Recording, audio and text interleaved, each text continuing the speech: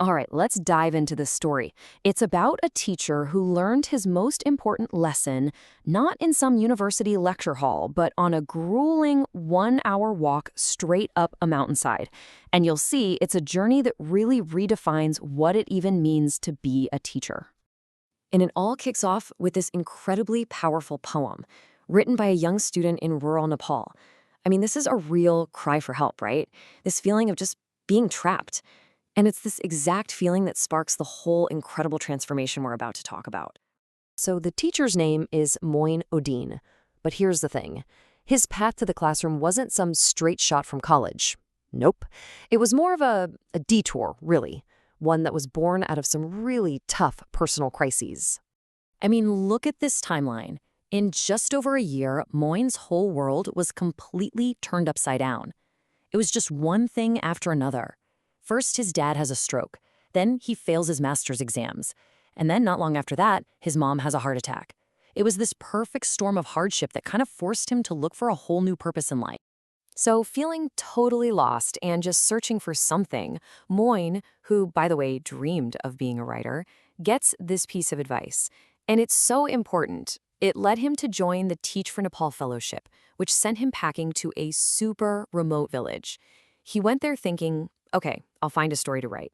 But what he found was, well, it was a whole lot more than that. So Moin gets to this village, Talamarun, and he's full of hope, right? Ready to make a difference. But it doesn't take long for him to realize that the challenges his students are facing, they're way, way bigger than anything he could have ever imagined. So this is his first impression. The school literally felt like an island. You know, this tiny world completely surrounded by these huge, towering hills. And he'd soon find out that this physical isolation, it was a perfect mirror for the very limited world his students lived in. Right away, he runs into this constant problem. Every single day, students show up with no homework done, and they all have the same reason. And, you know, like a lot of teachers would, he started to think, yeah, this is just an excuse. They're just being lazy. But then, something happens that completely shatters all those assumptions. One of his students gives him an invitation, a really simple one, just come visit my home. And that one visit, it would end up redefining his entire reason for being a teacher. So, this was the big question that was just eating at him, right? Why aren't they doing their homework? He thought he had it figured out, but the real answer, the one that would change his life, was waiting for him at the end of a very long, very difficult walk. You know, just the journey to his student's house was an eye-opener. It was this exhausting 1 hour climb straight up. And right then, it just hits him like a ton of bricks. His students do this exact same brutal journey, twice a day, every single day, just to get to school. So when he finally gets there, he's not seeing a kid relaxing after school. No way. He watches this student, Benita, who's in 8th grade, and she is just working nonstop. We're not talking about a few chores here and there. She was basically running the entire household. And then later that night, it's about 10 p.m., he sees her finally sit down with her math book. She is trying so hard to study for her exam, but her body just gives out. She falls asleep right there at the table, just from pure total exhaustion. You see, her day of work didn't end when the school bell rang. Heck no.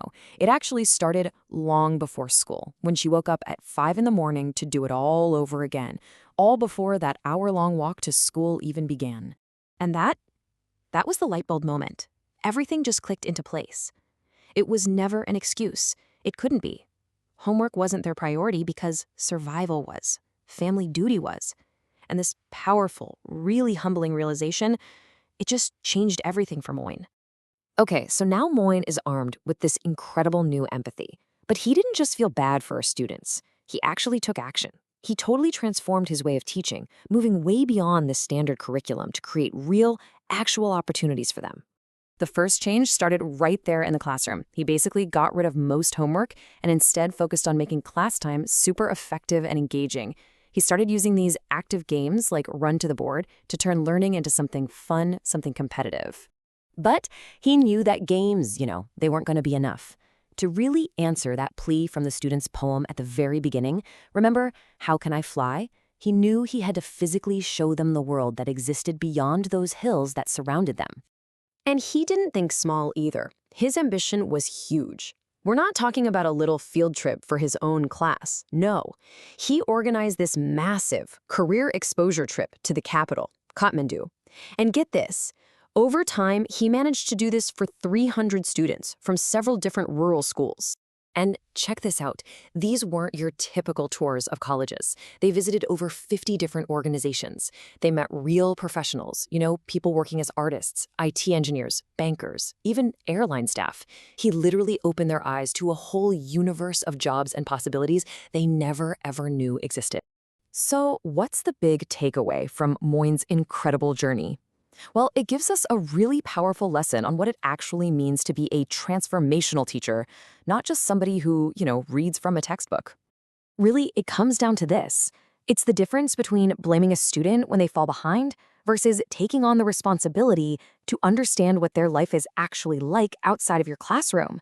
It's about shifting from just teaching the curriculum to actively going out and creating opportunities. This whole experience gave him this deep, profound sense of duty. He realized that as a teacher, your effort has to, at the very, very least, match the incredible struggle your students go through just to walk through that door every morning. And so Moin's story leaves us with this one final, really powerful question. It's a challenge, really, to all of us.